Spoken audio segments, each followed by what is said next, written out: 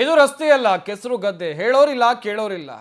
ನಡಶೋ ಸೋಶಿ ಸಂಕೇಶ್ವರ ರಸ್ತೆ ಅಧ್ವಾನ. ಇದು ರಸ್ತೆ ಒಳ್ಳೆ ಕೆಸರು ಗದ್ದೆಯಂತೆ ಕಾಣ್ತಾ ಇದೆ, ಸಂಚಾರ ಮಾಡೋದಕ್ಕೆ ಆಗ್ತಾ ಇಲ್ಲ. ನಿಡಸೋಶಿ ಸಂಕೇಶ್ವರ ರಸ್ತೆ ಅಧ್ವಾನ. ಹುಕ್ಕೇರಿ ತಾಲೂಕಿನ ಸಂಕೇಶ್ವರ ಹೌಸಿಂಗ್ ಕಾಲೋನಿಯನ್ನ ಸಂಪರ್ಕ ಮಾಡುವಂತ ರಸ್ತೆ ಇದು. ಬೆಳಗಾವಿ ಜಿಲ್ಲೆ ಹುಕ್ಕೇರಿ ತಾಲೂಕಿನ ಸಂಕೇಶ್ವರ ಪಟ್ಟಣದ ರಸ್ತೆಯ ಕತೆ ಇದು. 100ಕ್ಕೂ ಹೆಚ್ಚು ಕುಟುಂಬ ಇದೇ ರಸ್ತೆಯಲ್ಲಿ ಪ್ರತಿನಿತ್ಯ ಸಂಚಾರವನ್ನು ಮಾಡಬೇಕು, ಆದರೆ ಓಡಾಡೋದಕ್ಕೆ ಆಗ್ತಾ ಇಲ್ಲ. ವಿದ್ಯಾರ್ಥಿಗಳು, ಉದ್ಯೋಗಿಗಳು, ರೈತರು, ಹಿರಿಯ ನಾಗರಿಕರು ಒದ್ದಾಡುವಂಥ ಪರಿಸ್ಥಿತಿ ನಿರ್ಮಾಣ ಆಗಿಬಿಟ್ಟಿದೆ. ಅಧಿಕಾರಿಗಳಿಗೆ ಹಲವು ಬಾರಿ ಮನವಿಯನ್ನ ಮಾಡಿದರೂ ಕೂಡ ಡೋಂಟ್ ಕೇರ್ ಎನ್ನುವ ಮನಸ್ಥಿತಿ. ತಕ್ಷಣ ರಸ್ತೆ ದುರಸ್ತಿ ಮಾಡಿ ಶಾಶ್ವತ ಪರಿಹಾರವನ್ನು ಕಲ್ಪಿಸಿ ಅಂತೇಳಿ ಗ್ರಾಮಸ್ಥರು ಕೇಳಿಕೊಳ್ತಾ ಇದ್ದಾರೆ. ನೋಡ್ತಾ ಇರ್ಬೋದು ವಾಹನ ಸವಾರರು ಎಷ್ಟು ಪರದಾಡಬೇಕಾದಂಥ ಪರಿಸ್ಥಿತಿ ನಿರ್ಮಾಣ ಆಗಿದೆ ಅಂತೇಳಿ.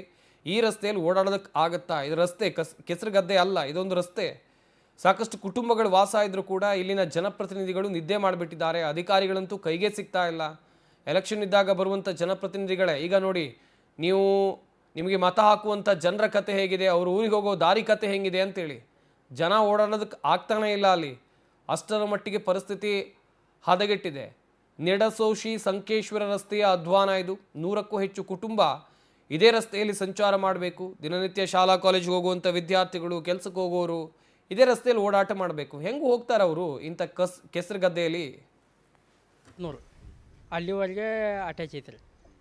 ಇದು 33 ಫುಟ್ ರೋಡ್ ಐತ್ರಿ. ಮತ್ತು ಈಗ 15-20 ವರ್ಷದಿಂದ ರೋಡ್ ಇದು ಇನ್ನೂ ಸುಧಾರಣೆ ಆಗಿಲ್ಲ ರೀ. ಈ ನಮ್ನಿ 20 ವರ್ಷ ಆಯ್ತು ರೀ ನಮ್ಗೆ ಇದೇ ನಮ್ನಿ ರಾಡಿ ಒಳಗನ ಹೋಗೋದು ಬರೋದಾಗ ಐತ್ರಿ. ಮತ್ತು ಶಾಲೆ ಹುಡುಗರು ಕಳಿಸ್ಬೇಕಾದ್ರೆ ರೀ